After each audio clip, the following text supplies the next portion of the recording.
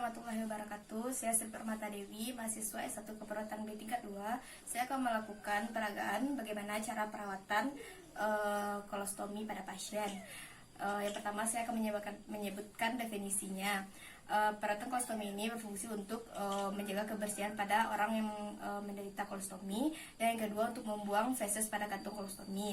Tujuannya adalah yang pertama untuk mencegah kebocoran pada kantong kolostomi atau stoma, lalu yang kedua untuk mencegah iritasi pada stoma, untuk memantau stoma dan kulit pada pasien, lalu untuk mengajarkan kepada keluarga bagaimana caranya perawatan kolostomi yang benar ketika berada di rumah.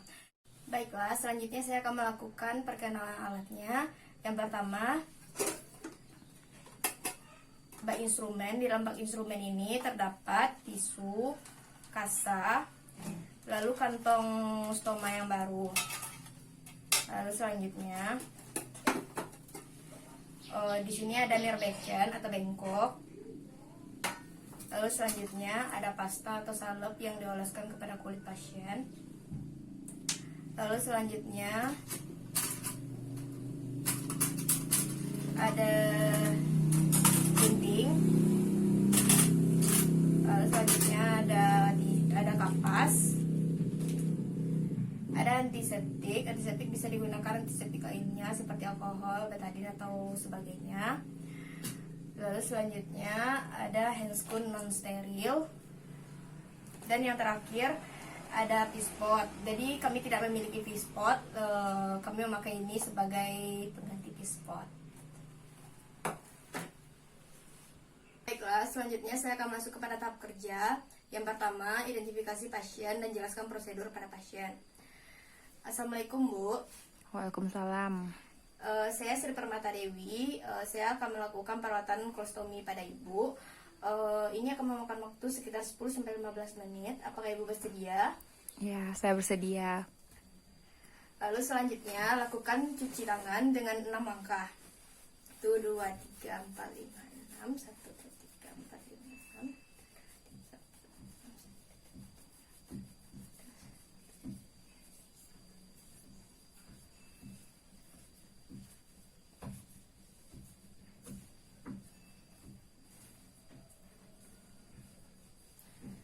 Dan selanjutnya kita pakai handscoon.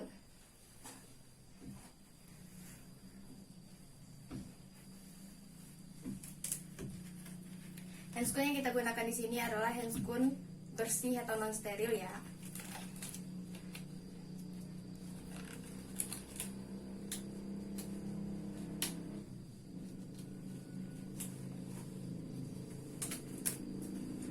Memakai handscoon, lalu kita lanjut kepada tahap selanjutnya, yaitu melepaskan kantong kolostomi atau stoma yang sudah dipakai, yaitu dengan cara menarik dari bawah ke atas dengan diregangkan perut pasien agar pasien tidak merasa terlalu sakit.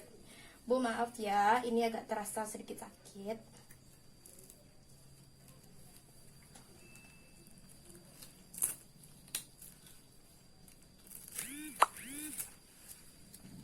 Lalu buang plester ke bengkok. Lalu hasil yang berada di dalam kantong stoma dikeluarkan dan diletakkan pada pispot. Setelah membuka kantong stoma yang sudah digunakan sebelumnya, lalu selanjutnya bersihkan sisa-sisa yang berada pada sekitar lubang stoma dengan menggunakan tisu, atau juga bisa tisu ini dilembabkan. Lalu setelah itu buang sisanya ke nirbecen atau bengkok. Lalu untuk sementara waktu diamkan atau keringkan dulu sekitar kulit stoma tersebut. Lalu selanjutnya dengan tutup lubang stoma tersebut sementara dengan kasa. Lalu periksa kulit sekitar stoma. Kulit yang normal yaitu berwarna merah muda dan mengarah ke cerah. Lalu selanjutnya oleskan pasta pada luka pasien.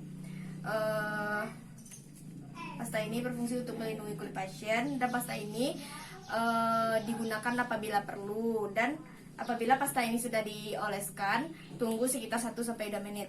Yaitu rekatkan pelapis kulit dan lekatkan kantong stoma.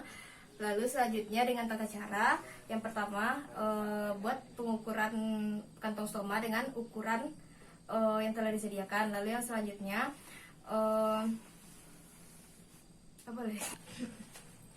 Lalu selanjutnya rekatkan pelindung kulit dan kantong stoma dengan cara yang pertama tentukan ukuran pada kantong stoma dengan pengukur stoma. Lalu yang kedua lakukan pembukaan dari bagian tengah belakang pada pelindung kulit. Lalu selanjutnya gunakan gunting untuk memotong lubang stoma dengan ukuran 6 mm atau 3 mm dari besarnya lubang stoma. Lalu selanjutnya angkat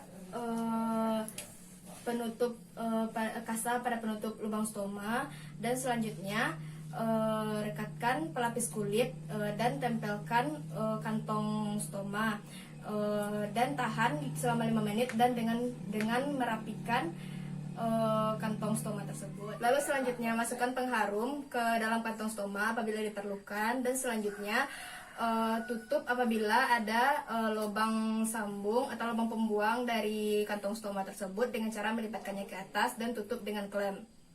Dan selanjutnya buang semua peralatan yang sudah digunakan pada tempatnya dan lakukan dokumentasi dan tanyakan kepada pasien apakah pasien puas dengan apa yang telah dilakukan. Sekian, terima kasih.